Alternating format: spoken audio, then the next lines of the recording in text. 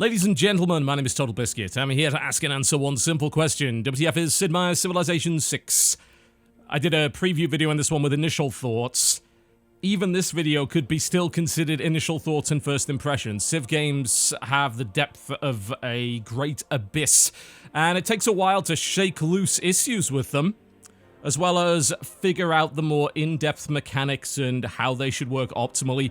Problems are often not uncovered until much, much later on. And it certainly didn't help that the preview build was locked to the middle difficulty, which is Prince, which I must say this time around, especially if you have some experience with Civilization, is a very, very easy difficulty indeed. As a result, over the past few days of the game being released, we've seen a number of problems get shook loose, and no doubt more will be as we go on. I should stress that this is not the perspective of a Civilization player from an expert level. I've played every Civ game there is, yes, including Revolution 2, if you can believe it. And I've put a decent amount of time into all of them, but I'm by no means an expert. Call me a casual Civ player, that's probably the best way to go. So there are definitely other channels you can go to if you want to know more in-depth information, if you want to know the nitty-gritty, how to play at the highest level. This is not the video for you. Not that any of these videos ever are.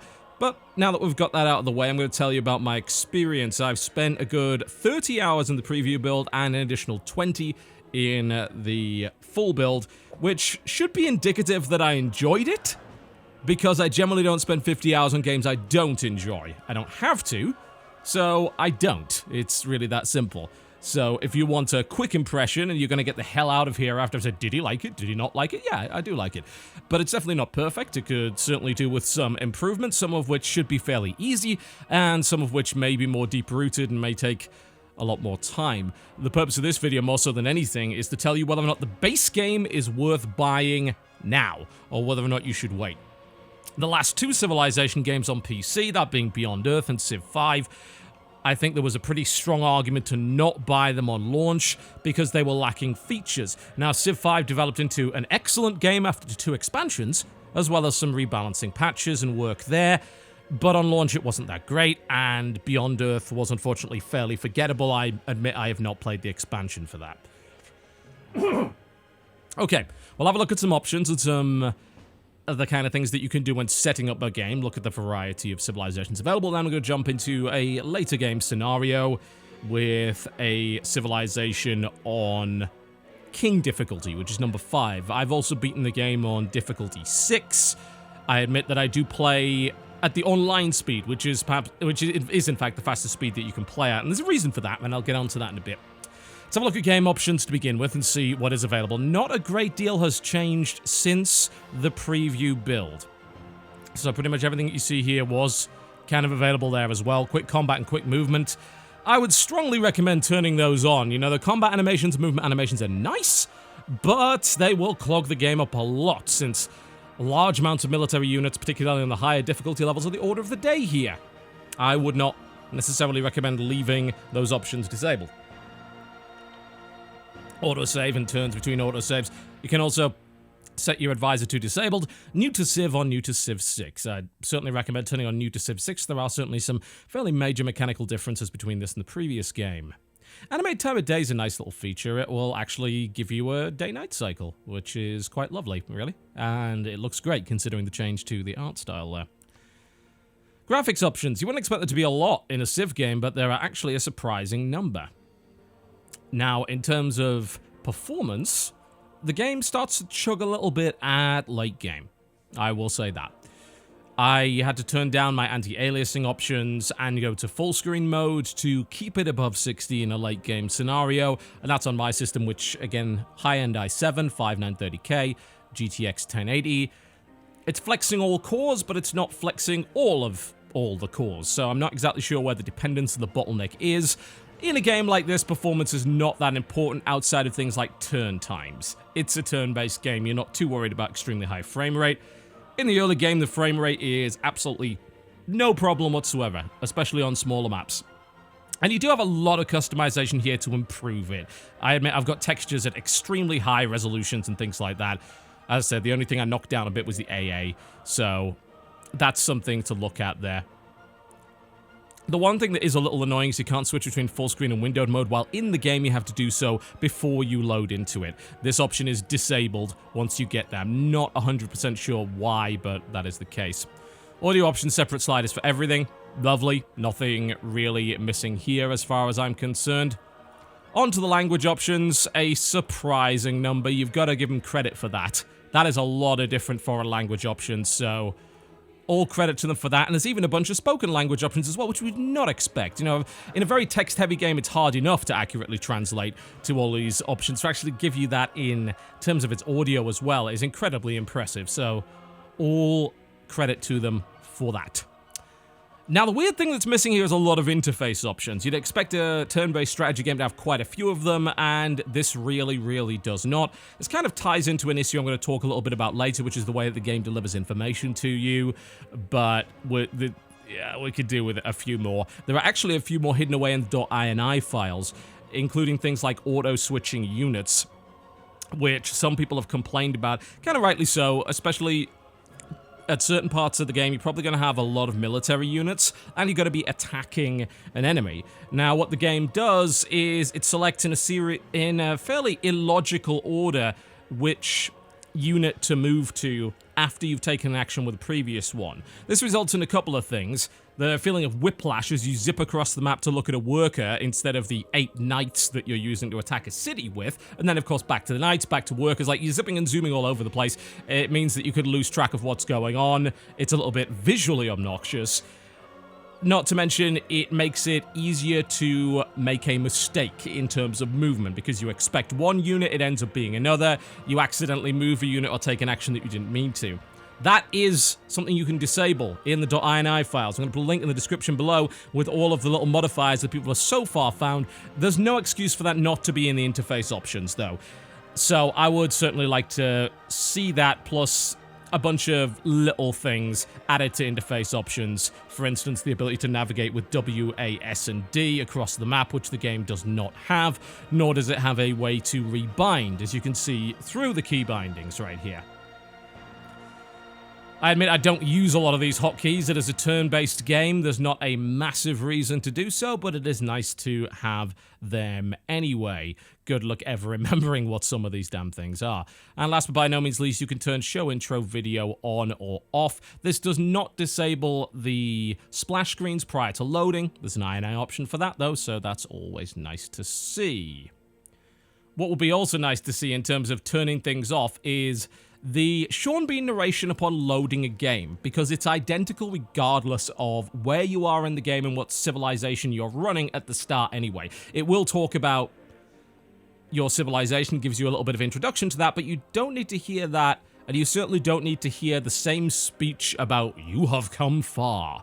Yes, we get it, I have come far. Tell me how far I've come, you know, that would be nice. A little reminder of what era I'm in would be nice, you know, throw a little bit of extra narration in for that. It's like, you are currently in the industrial era, so-and-so, access to this technology. Or use the loading screen just to simply remind you of the state of the game that you're getting into.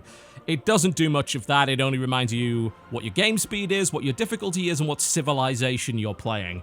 I'd like a little bit of a roundup of the rankings, the scores, what the situation currently is when I'm reloading a game. That's especially convenient when playing multiple games at once to remember what the hell is going on. So I think they could have made use of that. I wouldn't call it overly lengthy load time, but significant load time to do something useful. Now, you've got single player, multiplayer, you do have a tutorial, you even have a benchmark if you can actually believe that. Access to additional content. Mod support is in the game from the very start, and they even support multiplayer modding. So in terms of the potential that this game has, I mean, unlimited, really. The fact that they are supporting mods from the very start is not uncommon for Civ, certainly. You know, they've generally been pretty good about mods. I'd say Civ 4 certainly had some of the most expansive mods, total conversions and all sorts of things like that. Fall from Heaven 2, considered to be such a great mod that it might as well be its own game. In fact, I think at some point that was the plan. But that's always a nice feature. You know, you feel a little bit more comfortable getting into a game when you know that there's extensive mod support from the start. Although that's not necessarily a huge selling point, because maybe it never gets used. I mean, I hope it does, certainly. There's certainly some changes that I would make from the very start, and then, of course, total conversion possibilities later on. Integration with the Steam Workshop, always nice as well. So, we're going to talk mostly about the single player. I've never been a guy for multiplayer Civ, mostly because it simply takes too long. Now, turns are taken simultaneously. They also have a dynamic turn mode, which means that the turns are taken simultaneously unless you're at war with somebody, in which case it kind of, lets you take turns for that. Which means you're not rushing to be the first guy to attack. That's the important thing. That's the downside of simultaneous turns when you're in war. It's like, it's the quicker you click as to what actually matters there. But dynamic turn solves that problem quite nicely. I will say that despite me not being into the multiplayer side of things, I certainly see the appeal of it, because it bypasses issues like AI, diplomacy, and especially with the right group, it can really lead to a game of intrigue, betrayal, and all sorts of things like that. It actually uses a lot of the principles that board games do these days, and Civ is really just a giant, complicated board game that thankfully tracks most of the rules for you. So you gotta give them credit for that. It may be something that I do eventually dedicate some time to. I admit I have not done so up to this point. There are other people to talk to in regards to the multiplayer at the moment. The one thing that I do know is conspicuous by its absence is the fact that it does not have the option to set teams. Now, you might be thinking, why would Civ ever need that? Because surely that's what the diplomacy system is, the ever-changing alliances and such. Well, often the reason for that is to prevent the AI, assuming that you use them, which is often used to pad out a game, from going after each other and, of course, setting up things like comp stomps. 4 AI versus 4 players, or even 4 AI versus 2 players and things like that. Weird thing is, there are options for that in the .ini. It seems to be currently disabled. That may be something that they implemented, but they haven't quite fixed yet. There could be a problem with it, so it may be that they disabled that on launch. But the functionality is there, it's just buried in the INIs and not currently active. So just to make you aware of that if that's a concern for you. Okay, let's have a little look at game creation, customization, then we'll jump into that king-level difficulty game that I was talking about, and I can show you a fairly late-game scenario. So, in terms of the amount of civilizations that you have available, quite a few. In fact, there are a couple that even have multiple leaders. What was a little bit disappointing is that they only implemented that for, I think, actually just one Civ. Greece has 2 different kinds of leaders. It has Pericles and Gorgo. These are both Greek, and they provide a slightly different Greek experience. In terms of Gorgo, you're talking about a more violent leader. Combat victories provide culture equal to 50% of the combat strength of the defeated unit. But you still get the Acropolis, which is a unique district for Greece. You still get the Hoplite and Plato's Republic, whereas Pericles is all about surrounded by glory, plus 5% culture per city-state you're suzerain of. So that's more of a diplomatic, more peaceful approach, whereas this is a variant that's a little bit more violent. The thing is that the other civilizations don't actually have an additional leader. Of course, that may be free updates later or DLC possibilities, but it seems a little odd to do that for only one Civ and not for any of the others. Now, in terms of the Civ variety, it's pretty strong for the most part. There are even some civilizations you wouldn't necessarily expect and are great inclusions, such as the Congo, for instance. Not a country that is very well represented at all in games. Not entirely surprisingly, the game development scene on that particular continent is very much in its infancy. But it's a cool little inclusion, honestly. I like to see that, and I, as a result, learned a little bit about the culture of that particular place that I didn't previously know. So that's nice. It's nice to see the game stepping outside the box a little bit rather than just giving us the usual suspects, although they certainly have done stuff like that. I believe Brazil is also playable in this game.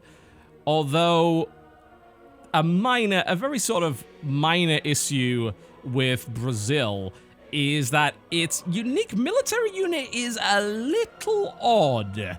It's actually a dreadnought. It did exist. I believe there were only 2 of that class ever laid down and put into service, but it never really saw combat. It's not a massively famous unit. It's not something that really defines Brazil. It's a cool little inclusion because it actually got me to go and look this up on Wikipedia, because I'm like, what on earth is the Minus Garius? I have never heard of that. That is not what you usually associate with Brazil, but funnily enough, Brazil was actually the 3rd country ever to build a Dreadnought-class vessel, to the point where there's actually an interesting bit of history behind it, where a bunch of countries believed that Brazil was being used as a naval proxy for a larger power because they simply could not fathom the fact that a smaller country built a military unit of that cost and that power. So, I guess it achieved its purpose. I learned a little bit of history from that, which was kind of neat. The issue that I've got with the civilization choosing is that the information available is inconsistent. Now, have a look at this. If you go to the Congo, it describes its unique district, the Mbanza, and it tells you pretty much what it does. It's available earlier than a neighborhood, and it tells you what it provides. 5 housing, 2 food, and 4 gold regardless of appeal. Can only be made in a rainforest or woods. That really expresses quite nicely the theme and some of the strategy that you might be using as the Congo. They work very, very well around rainforests as a direct result of that, whereas some other civilizations do not, and they're quite limited by them. Their unique unit also can move and see through woods and rainforests quite quickly, which is pretty cool. However, if we compare that to Pericles, it also talks about this unique district and then doesn't tell you what the benefit is, only that it replaces the Theatre Square district. I am going to assume there is a benefit to having it. Now, I do know that all civilizations that have a unique district can build 1 extra district per city, as opposed to those that do not. But if the Acropolis is more beneficial and better than a culture site, it doesn't say why. This is actually indicative of a wider problem that the game has when it comes to delivering information consistently to the player. I don't know why that's actually missing. I'm going to also assume that this tooltip may very well be wrong. I haven't played against or as India, so it's entirely possible this tooltip's right, but the unique unit for India apparently gets minus combat strength for adjacent enemy units. Really? That doesn't sound very good at all, does it? Especially considering it's a classical era unit that wouldn't have a lot of combat strength to begin with, so -5 combat strength for being near stuff is really bad. One would assume it would be plus. That may just be a misprint, but I can't say for certain. Overall, I think the choice of civilizations is pretty great. You know, obviously there's room for the addition of DLC. There's actually a surprising number of civilizations that didn't hold any, with the exception of Aztec, back as a pre-order bonus. I still don't agree with them doing that. I don't think that pre-order bonuses cut content is ever a good idea. It's not massively significant, but it's a good way to annoy somebody. It's like, well, I love the idea of the Aztecs. Oh, I didn't pre-order the game and take a risk on it? Well, sucks to be me, I guess, because you cut that content out of the game. No, I don't like that idea at all, and as insignificant as you might think it is, considering the large selection of empires available here, I will say that it's still annoying. You know, it certainly stands out, and you should always call a developer or publisher out when they do that, because it's not pro-consumer whatsoever. Overall, though, good selection. Some fairly significant differences in playstyle as a result. I love what they did with England, for instance. They focused on colonizing continents that weren't yours, and that's both very thematic and can really change the way that you play the game. There are obviously some guys that are going to go for particular victory conditions or specialize in certain things. So, great. You know, this is good overall. In terms of advanced setup, there aren't all that many choices available here. Even if you go here, you will see there are 8 difficulty levels as usual. It would be nice for each of these difficulty levels to break down what to expect before you dive in. I think that, yeah, that would be quite nice. It would also be, of course, nice to admit that at the higher difficulty levels, the AI absolutely does cheat to keep up with you. So there you go. You can pick your start era if you so desire. Weirdly enough, in terms of this, it actually gives you quite a lot of information, which is surprising because you can make some pretty sound assumptions about what these eras mean, whereas in terms of difficulty, you really can't. So I don't know what's going on with that. There's only one set of rules. They haven't given you a different default rule set yet, so I assume this is maybe going to come in expansions or patches or DLC later. Map size, go from dual all the way up to absolutely bloody huge. The maximum number of leaders is 12. You can also, of course, alter the terrain, as you really have been able to do in all of the games. You can randomize it if you wish for a less reliable map. Do watch out for that. That can cause you to end up in a horrible starting position. You can have... You're supposedly going to get sort of equally balanced starting positions. The default is standard, which is not balanced. Legendary, all players have great but not necessarily equal starts. It's nice to have those options. And of course, you have those five different victory conditions, which you can turn off. Do bear in mind that there is a default turn limit. If you don't want that, do turn it off here. This is something that you can easily slip by you. Once you get to 2050, it'll do the score victory, which is arguably the worst victory. Once it hits 2050, if you don't want that, knock that off. There are a lack of barbarian options this time around. Raging barbarians is sort of conspicuous by its absence. That's been in a lot of different Civ games up to this point. I don't know if you'd want to turn up the difficulty of the barbarians, because they're pretty damn brutal this time. You can turn them off entirely. Of course, that's going to get rid of pretty much the early threat. And if for some reason you want to, you can turn off your tribal villages. And you've got your random seed there as well. So if you want to give this to a friend and say, hey, I got this great map or this terrible map, you can try it. You've got that as well. So, no big surprises here. For the most part, all of the options that I think you would want. Alright then. We've been through that. We've been through setup. We've spent a ton of time talking about that. So, let's jump into the game. And I'm, for the most part, I'll round up some of the stuff that I did say in my initial video, but I've changed my mind on a couple of things as a result of more experience with the game, and I'm going to hit on some of the stuff that I wasn't able to do then. So, without further ado, into a fairly late game scenario, which is going to be Cleopatra in 1816 AD on difficulty 5 out of 8. From the first stirrings of life beneath water, to the great beasts of the Stone Age, to man taking his first upright steps, you have come far. Now begins your greatest quest, from this early cradle of civilization on towards the stars. There will be those... There we go. There's your load time, at least on my machine. And that little speech happens every time you load a game. But lovely to turn that off, because once you've heard it the first couple of times, you absolutely have no desire to hear it again. Now, as I said, the performance in late game certainly does slow down, and as you zoom out, you're going to see your frames drop. The frame rate more than doubles when you zoom in to maximum, even with things like AA and reflection detail turned off. Just bear that in mind. You may run into a couple of issues. You may have to tweak various options to get it running as well as you want it to, but I will say the performance is a hell of a lot better than Civ 5's was on launch. They seem to have got a handle on it this time around, thankfully. There were definitely some issues with that. Okay. Right, so we got a nice big map here. You can see all of the cities in yellow. Those are mine, of various sizes. This is my territory, fairly large on a standard map. I'm by far the most dominant Civ here in almost every respect. I believe there is a Civ with a larger military that I actually haven't even encountered yet, although technologically they are way behind me. Now, the way that this game works in comparison to the previous games is that they have really overhauled various aspects of city construction. Now, in my preview video, I explained how the district system works, but I'll go quickly over it again just for those who hadn't watched it, so you don't have to go back and watch that.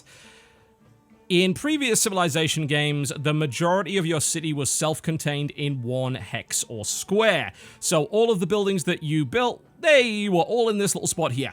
And sprawl outside of it was usually improvements that were made to the terrain by workers. So your city would be surrounded by farms and mines and all sorts of things like that, but regardless of how many buildings you had in it, it would all be contained. This is not true anymore in the sense that they have added so-called districts to the game, which serves the role of taking buildings that otherwise would have been part of the city and putting them outside of the city. Here's an example. This is a culture district which contains an amphitheater and an archaeological museum. these districts, depending on the technology you've got, can contain several different buildings, and each new building that you add to the district allows for the city itself to assign additional civilians to work that district. Let me give you an example of that. If I go to manage civilians here, you'll see what my civilians are doing. They're working all of these hexes around here, but they can also work the districts, and the number is going to depend on how many buildings you've got. If I use automatic down here, you can see where this money's coming from, but if I click on this, you'll see that it has moved civilians over to work in my commercial hub. If I turn off the focus that I've got on food, then I can go all the way up to 3 civilians all working in here, and they're going to generate additional currency. So if you do want to really crank up the output of a particular city, you can do that. This kind of replaces specialists from previous games, where you would run out of squares or hexes to work, and as a result, any remaining civilians could be turned into specialists, which would kind of do the same thing. So, relatively similar, but it's been broken out into a more logical system. Now, this encourages, to a degree, specialization when it comes to your cities. Now, it's not as extreme as I initially thought in my preview video. I believe that each city could really only support a handful of districts, and you'd really have to work to specialize which city did what. There comes a point where that's not necessarily true, because once you have really grown a city out very, very large, you can, for the most part, especially in terms of civilizations that have specialist districts, which means that they can build an additional district on top of the usual cap, you can build almost every district in the city. Let's have a quick gander at what's going on over here. You'll see that the only missing districts that I have here on a 17-size city are a campus, a harbor, which I can't build anyway because I'm not actually close to the ocean, and an industrial zone. I do already have a neighborhood. These are districts you can build multiple times. They support additional housing. They come certainly later on in the game, but I actually have quite a few districts, and I've gone even further than this in previous games where I've got population up to like 24, 25. Now, as to whether or not you're going to be able to do that at a reasonable time really comes quite a lot down to the way that the map is set up and how many luxury resources you have. The growth rate of your city is affected by 3 things this time around.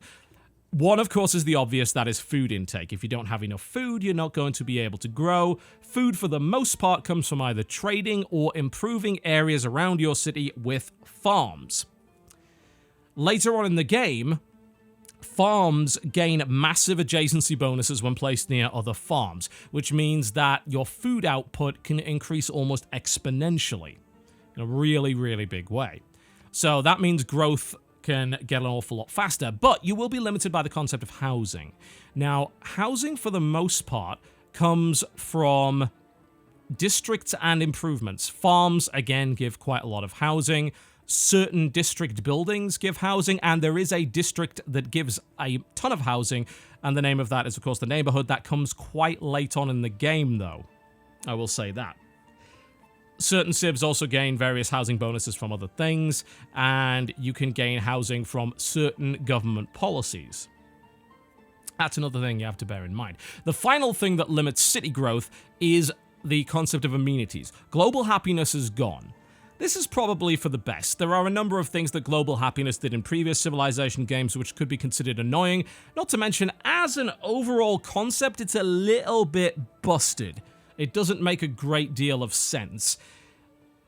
The happiness system would generally really limit your expansion, and it will cause a lot of players to focus on smaller numbers of cities, because if you expanded too fast, it often caused the global happiness to tank, and it was far, far more difficult to deal with. And that makes no real logical sense. Is a well-developed city that wants for nothing suddenly going to become massively unhappy because you built new cities elsewhere? No, there's no real reason for that. So having individual city happiness in the form of a requirement of amenities, which can be provided either through entertainment buildings in an entertainment district or access to luxury resources, is a pretty cool idea. It also encourages quite a lot of trading and making deals with other players to gain access to luxury resources that you otherwise wouldn't be able to get in your terrain itself. It's a pretty solid system. I must admit, though, while it does slow down production, more so production, actually expansion, the growth of the city doesn't really slow down production. Supposedly, cities can eventually rebel against you. I have never in 50 hours seen that happen. Maybe I just stayed on top of amenity requirements, but really, I've just never seen that happen at all. More to the point, even if it is possible, as supposedly it is, if you check out amenities in the Civipedia as a concept, it doesn't really give you many warnings outside of people are unhappy. Maybe they'll rebel. Or maybe they won't. Again, never really seen it happen. Okay, so those are those concepts. Now, the question is, do I like them? Do I think that they are good ideas? For the most part, I think they are.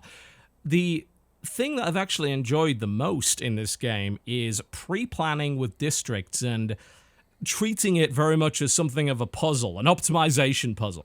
I suppose technically Civ has always been that, but the way that they did it with districts I find to be particularly satisfying. There is, however, an issue that I have with it that weirdly enough didn't exist in the preview build but was introduced in the retail build. And that is the fact that the way that adjacency bonuses work for districts is not immediately obvious through tooltips. Let me demonstrate exactly what I mean by that. When you place districts down, they are affected by things that surround them, and there are good places to put districts where they'll get bonuses, sometimes very significant ones, and there are places where you don't want to put them. Generally speaking, putting them next to another district is going to really give them a significant boost. So you want to plan your districts often in triangles and things like that so that they're very much linked together and all benefit from each other. Outside of that, it's mostly terrain that benefits it. For instance, a holy site very much benefits from being next to mountains and things like that. Now, when you select a district to build, it will tell you what the terrain bonuses are.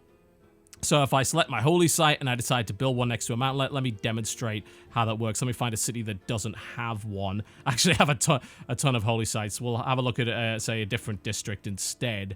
Actually can't build one here because, again, districts are limited by city size. Let's see. Here's a good example, industrial zone.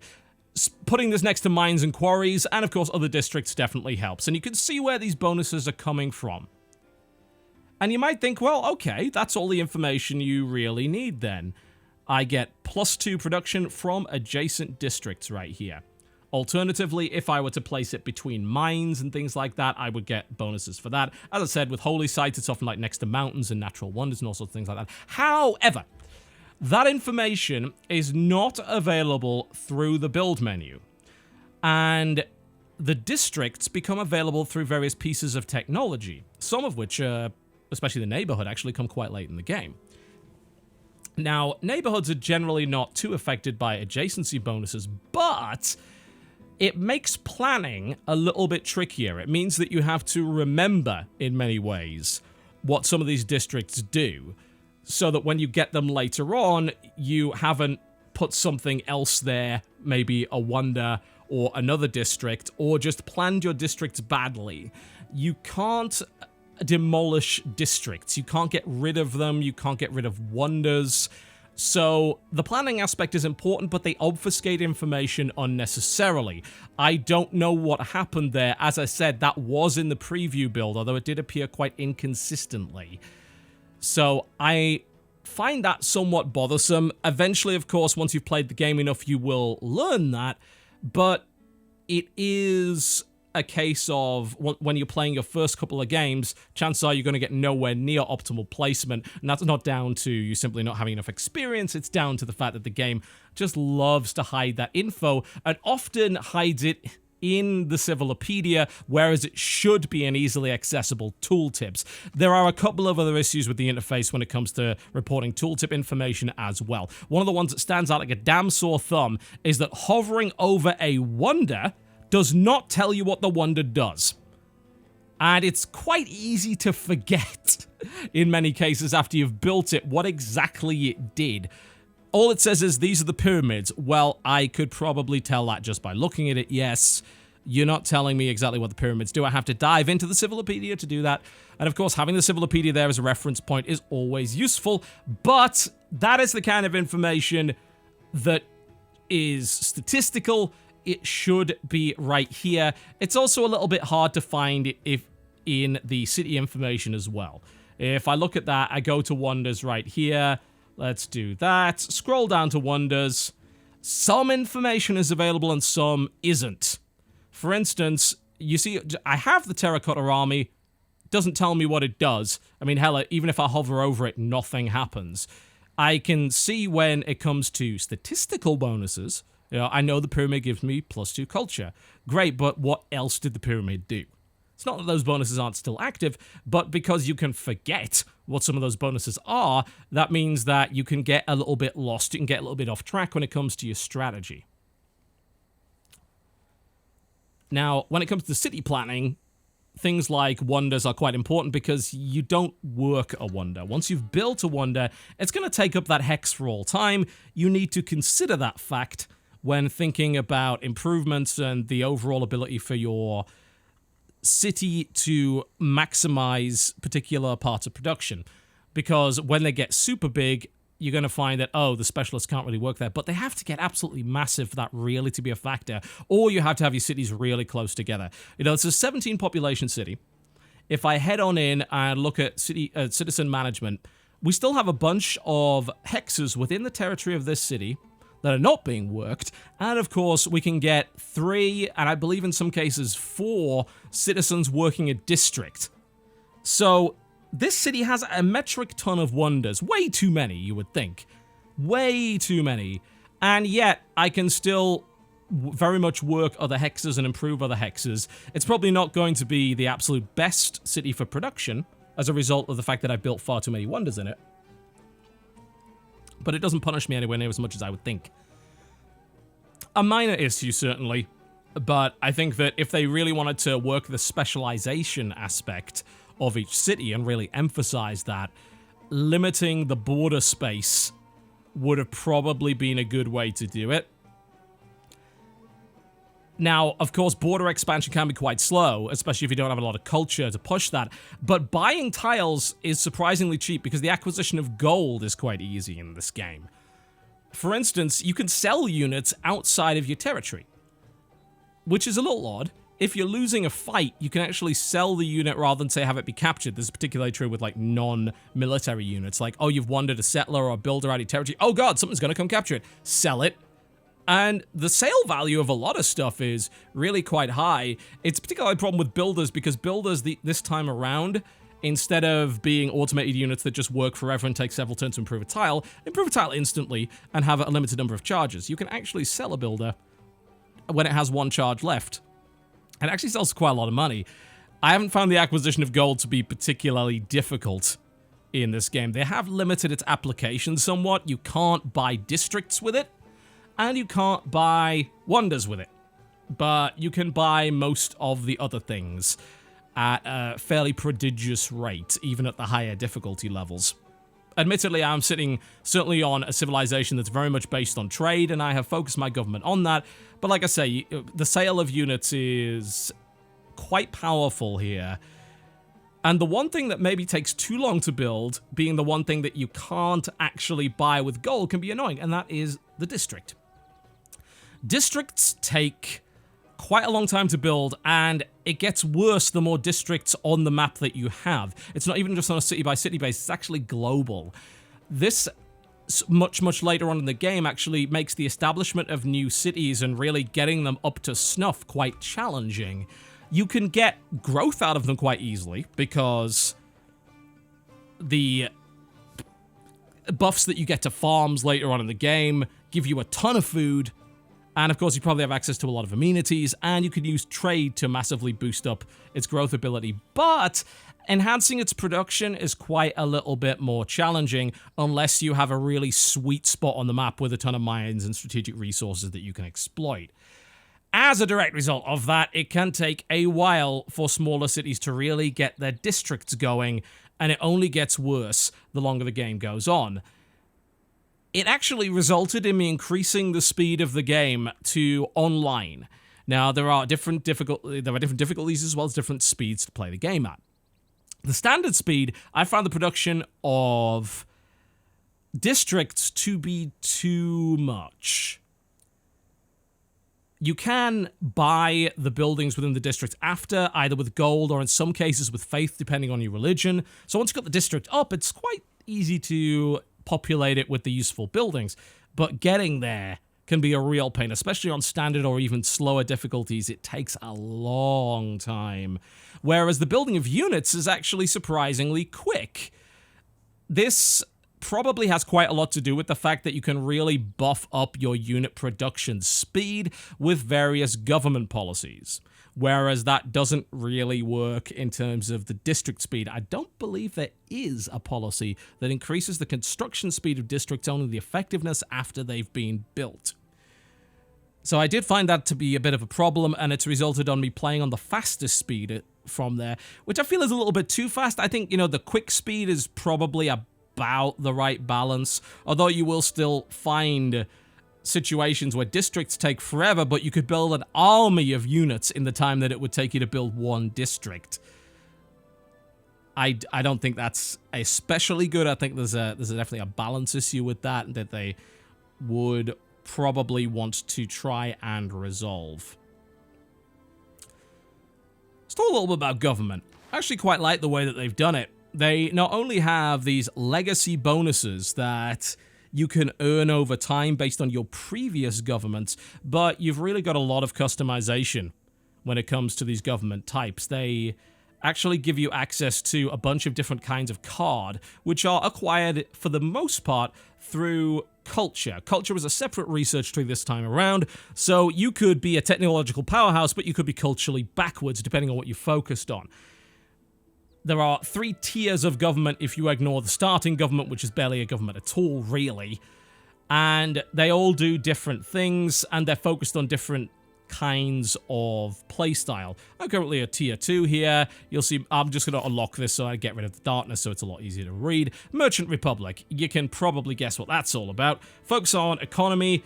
I also have access to a bunch of extra card slots that I got access to through building wonders, which is very powerful. You can come up with some very, very powerful combinations of cards that will massively increase the effectiveness of a number of things. I like the system. I think that it's quite flexible, which is great. At the start, there aren't a great deal of choices, but they start to rapidly unlock once you get past the ancient era, so that's kind of cool. I do like that quite a lot. The one thing that I would like is maybe for there to be possibly a 4th government type in each tier, because it's generally quite obvious what each of these government types is focused on. You can, of course, customize it to a certain degree there, but it's a little on the nose as to what each of them does. Maybe giving it a little bit more variety would be nice. I expect to see that in expansions or perhaps forthcoming DLC. Not a huge deal by any stretch of the imagination there. Every time that you gain policies, you have the ability to freely swap them out, so you don't get a penalty for making minor changes to your government, which is nice, and that allows you to swap out cards depending on the situation more often than not.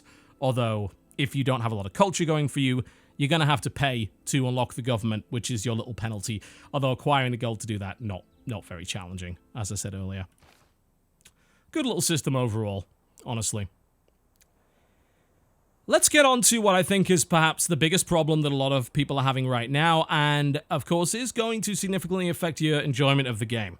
It's been an issue in every Civilization game up to this point, and that is the AI.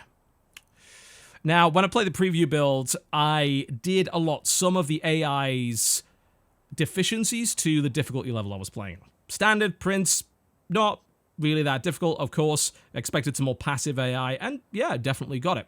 But even on the higher difficulties, the AI is not necessarily smart. They're certainly more aggressive, No doubt about that. You play it on some of the highest difficulty levels, expect a big early game attack. The problem is it's often not justified in any logical way. It's just going to happen. Random denouncements and things like that could be a big issue, but the AI is generally not that effective at making war with you. Great example would be what is currently happening right now. I've spent the past 20 or 30 turns murdering 30 plus Spanish heavy chariots. Now please bear in mind that we're in 1816. This is the starting heavy cavalry unit for the vast majority of the civilizations. They have the tech to build better heavy cavalry, they just haven't done it. Now you might think maybe they don't have the resources for that, because inexplicably, heavy chariots don't require the horse resource. Okay. But the other units of cavalry do. Now, I thought that was the case, but that doesn't really seem to be true, because they did have a couple of knight units, which do absolutely require the horses there. Nor have they, as far as I know, tried to trade for access to horses either. This resulted in a one-sided slaughter. Spain had saturated the hexes with heavy chariots, and yet they were utterly ineffective against my modern infantry, my modern cavalry, and stuff like that. All this ended up really doing is massively feeding said units a lot of experience and really being very much ineffective. I've actually never seen the AI also take advantage of the later game mechanic, which is the idea of corps and armies, which allows you to combine two of the same unit together. It takes the veterancy of the best one, and it gives you not a super-powered version of that unit, but a more powerful version. It doesn't scale in a linear way. It doesn't, like, double the power or anything. That would be kind of silly, but it gives you a boost. If you have a particularly large army, you may very well want to combine those units together. If you're having difficulty taking a city, or there's a lot of stalemates going on, instead of having two units, you may very well want to combine them into one unit. I have heard the AI can do this, and has done it to other people. It's never done it to me. Which is the most sensible thing it could do. If for some reason it was limited, and the fact that it was only building heavy chariots was as a result of a limitation, combining those units together would have made them a hell of a lot more effective. The AI didn't do that, even when confronted with vastly more powerful units, and that was really the only way, outside of upgrading its units, that it could have really posed any threat to me at all at this point in the game. Really, those attacks only become a problem in the earlier game if you're caught by surprise and a surprise war is declared, which it more often than not is. The AI doesn't really negotiate in a particularly great way early on. It tends to get annoyed for no real reason. The leaders this time around do have particular agendas that are specific to their civilization. One of those agendas is hidden, so you can upset a civilization in a legitimate way, but certainly on higher difficulties, they will just kind of go for you for no reason, which is a little annoying. One other thing which does happen early game is a strong barbarian attack, unless you get quite lucky and spawn in an area that doesn't have many of them.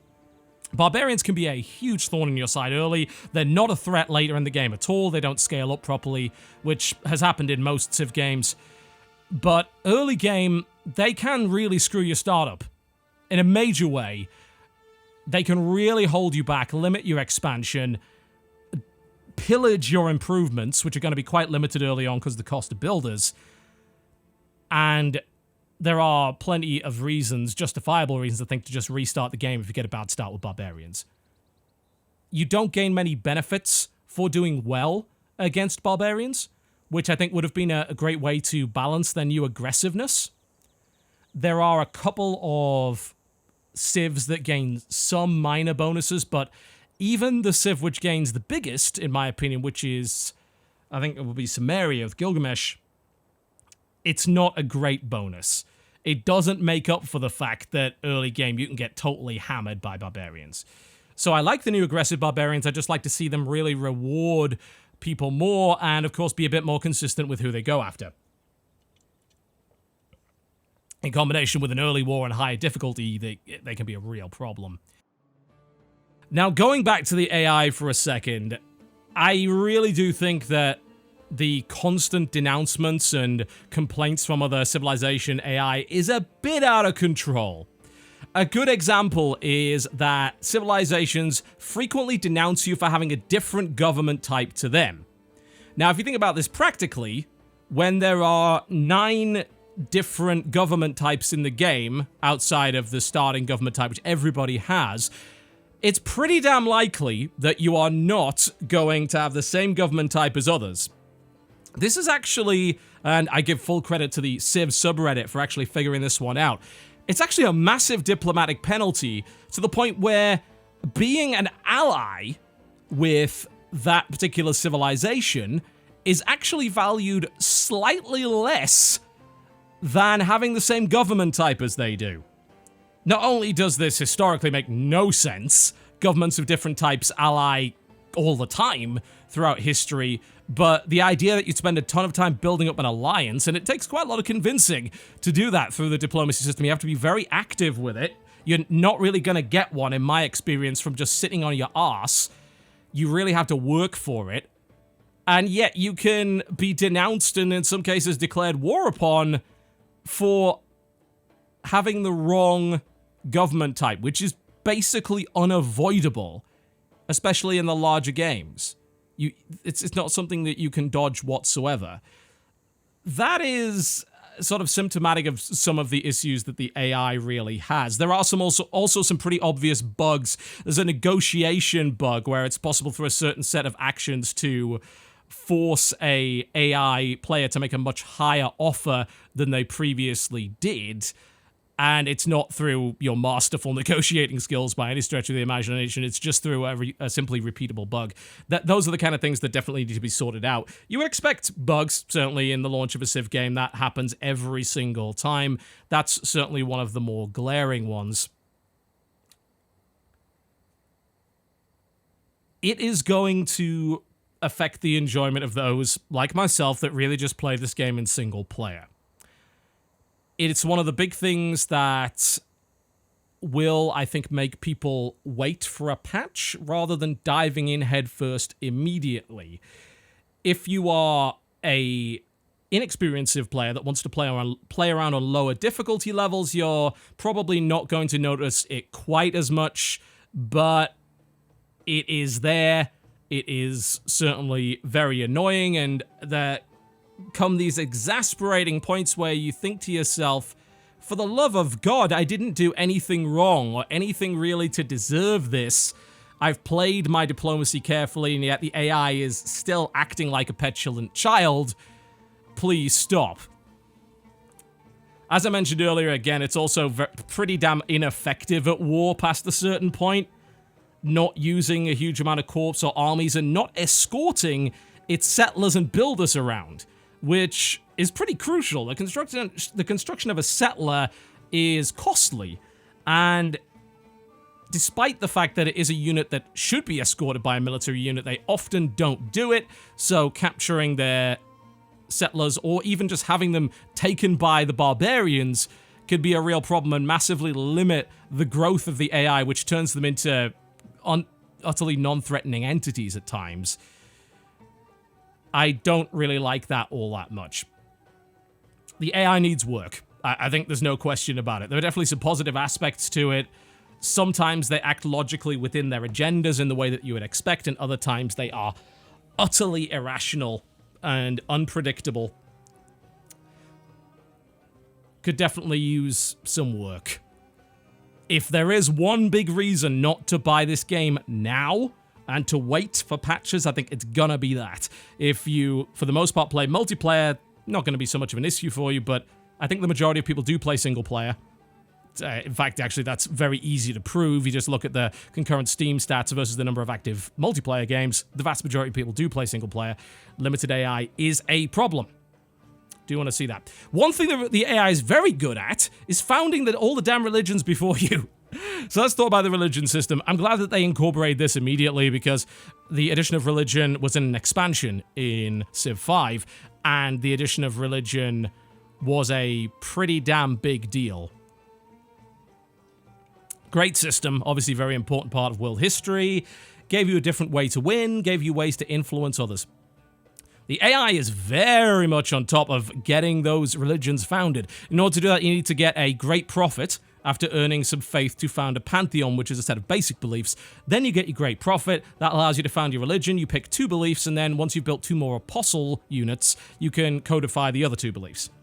Problem is, the number of religions is limited, so if the AI gets to it before you, it can be a bit of a bind. Plus, the prophets are limited on a tech level basis through the eras. So everyone doesn't found the religions in the ancient era. The first person to found a religion shuts everyone else out from founding one until they advance to the next era.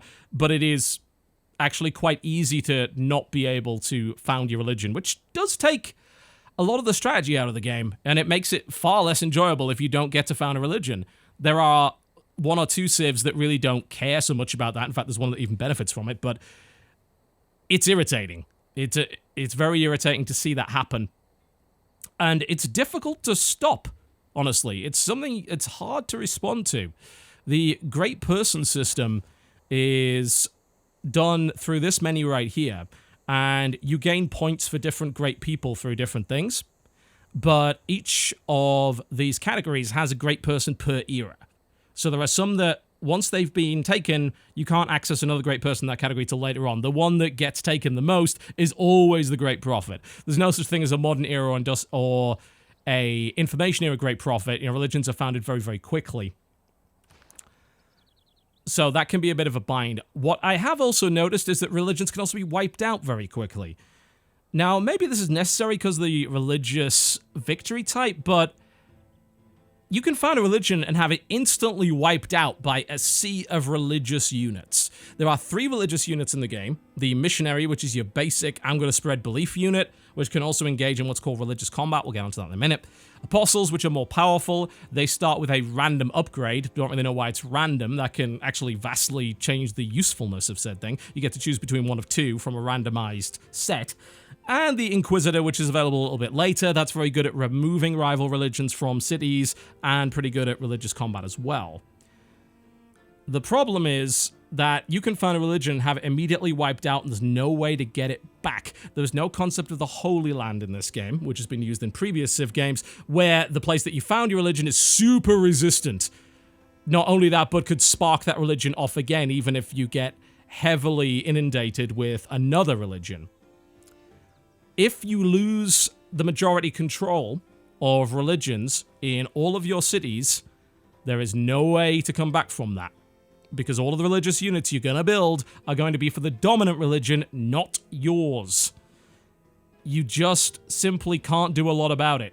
Now, you still gain religious benefits, don't get me wrong, but you don't gain the ones that you chose, which is irritating, again, because it really takes away part of the strategy from your build.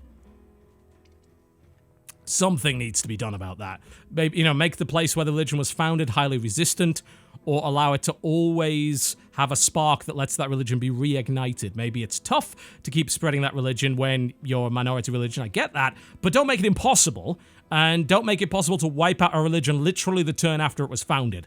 That can be done, which is ridiculous, frankly. I don't know why that is. I also think religious combat is very, very simplistic this time around. There are 3 religious units, and they hit each other. For the most part, they hit each other for around the same. The apostles are stronger than the missionaries, and the inquisitors are stronger than the missionaries as well, generally. There are ways to buff them a little bit. It's usually through either the picked religious beliefs, or I think through certain limited policies. But mostly they're just religious units headbutting each other, and the AI does have a tendency to build a large number of them. Since you also acquire those units through faith, it is possible to massively spam them instantly and get a huge amount of them. And I don't find the religious combat to be all that appealing at all, really. As I said, it's just 3 very similar units headbutting each other, and that's not really all that interesting. I'd like to see that system fleshed out in some way beyond what there is already. Now, of course, this is a lot of criticisms, but honestly, as an overall package, it's a really strong base game with problems that are, for the most part, fixable. That's the point that I would make. Things like the way that the game delivers information and the UI design, which in many ways is a little bit illogical. For instance, this is your unit list, and yet it starts with traders. Traders, for the most part, completely automated in this game. There's no reason for the traders to be the top of the list. Once they've started a trade route, they work on their own. In fact, they work on their own often too much. Like, they'll start working on their own and then run into a barbarian or an opposing unit and be plundered. And those units cost money. So there is a bit of a problem with that. You know, they don't activate when it's like, there's a threat nearby. Do you want to move your trader away or move a unit to defend it? No. They often move quite quickly, so they can run to that. Why is that the top of this list? This list is really not all that helpful. If you notice, if you go through this list, there's no indication on this list of how tough a unit is, how much HP it's got, whether or not it's been promoted, whether or not it is a core or army.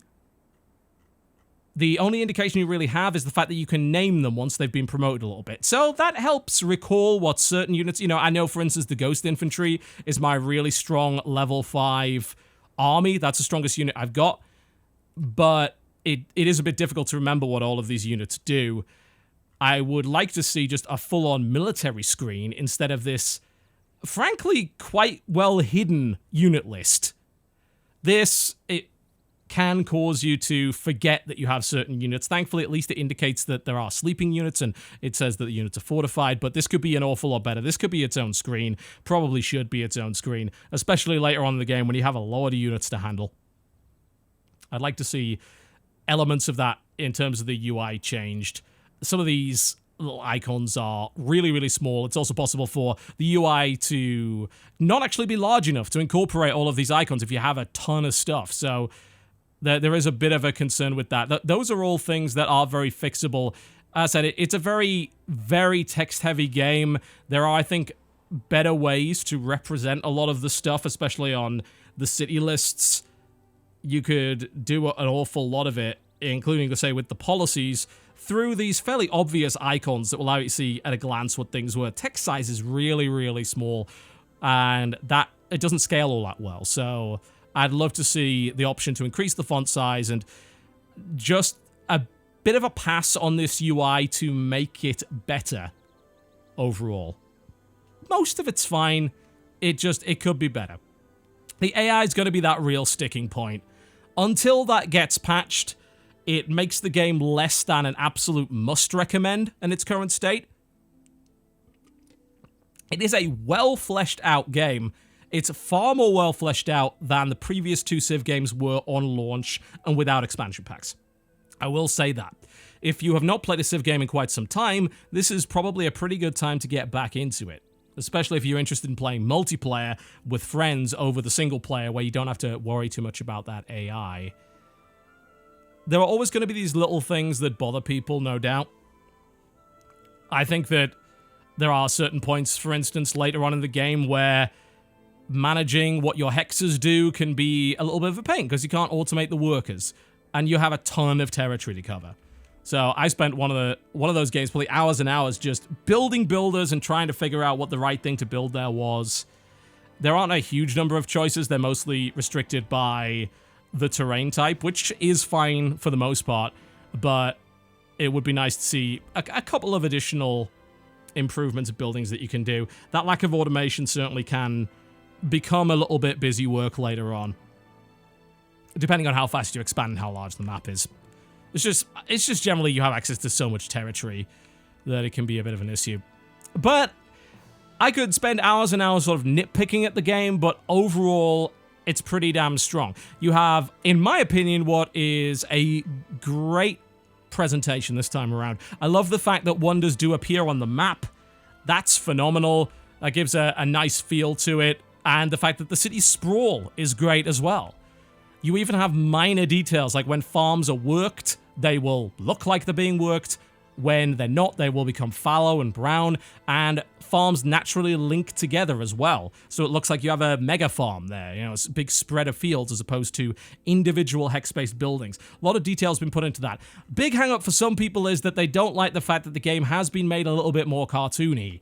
You know, if we go to some of the leaders, for instance, they're definitely stylized, let's put it that way. Some of the units as well, you know, you have some kind of silly over-the-top animations and things like that. Some people don't like that. That's going to be, in my opinion, a very highly subjective thing. I quite like it. I think that the fact that it is colorful and bright and a little bit exaggerated conveys this real sense of optimism that the Civ series is always really focused on. You know, Civ is a very, for the most part, optimistic look at history, as opposed to one that is gritty and realistic and in some ways depressing. And I think that this bright aesthetic really combines with the excellent selection of music, which changes not only through the eras, but also based on which civilization you're playing. There's some great music. Narration by Sean Bean is spot on. Didn't phone it in at all. There are a couple of weird quotes here and there, but that's always the case in a Civ game. You're always going to find a quote that's like, why did they put this in there again? Either doesn't make any sense or it's just kind of silly, but that's not a big deal. I think presentation overall outside of the obvious UI issues is pretty damn good.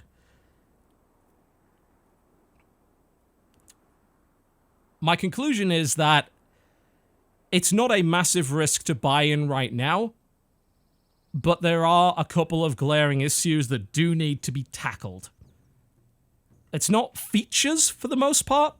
The features are there. And that's great. We don't have to wait for another expansion to bring the game up to the level of something like Civ 5.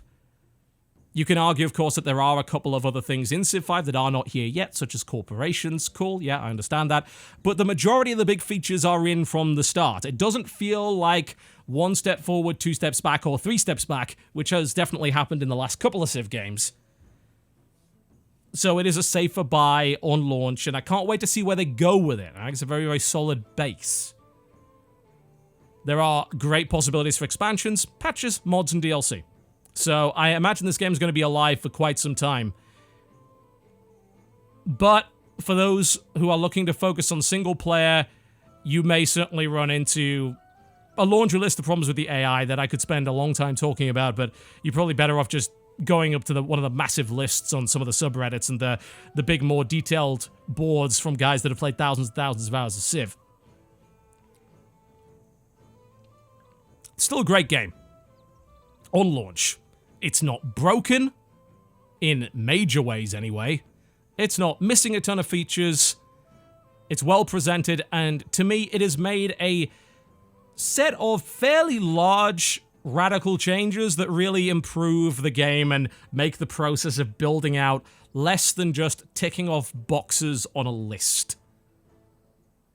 I have never enjoyed a game when it comes to the building of cities and the design of a city more than Civ 6. It's done a better job than any of the previous Civ games, and it's very competitive with other games of the genre in that way as well. I think that you're not going to have to wait for an expansion for this game to actually realize its potential. The potential is pretty much already there in plain view, impeded by a few things that are fixable and things that are feasibly, I hope, fixable within a shorter amount of time.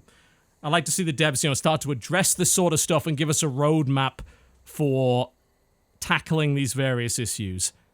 That communication would, I think, be very important.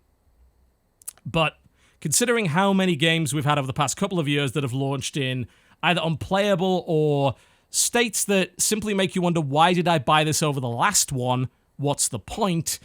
Civ 6 has managed to dodge the thing that the last two Civ games didn't manage to accomplish, which is saying from the outset, yeah, there are good reasons, there are significant mechanical changes to this game that are enjoyable, well fleshed out, and are worth the price of admission from the start. So there you go. That's my conclusion on Civ 5. There are untold hours of high-level analysis available if you so desire. I could spend 4, 5 hours, more than that, talking about each individual interlocking system in this game. There are so very many of them. But that's not what I am attempting to achieve here. If you want to know that information, then plenty of other places to go.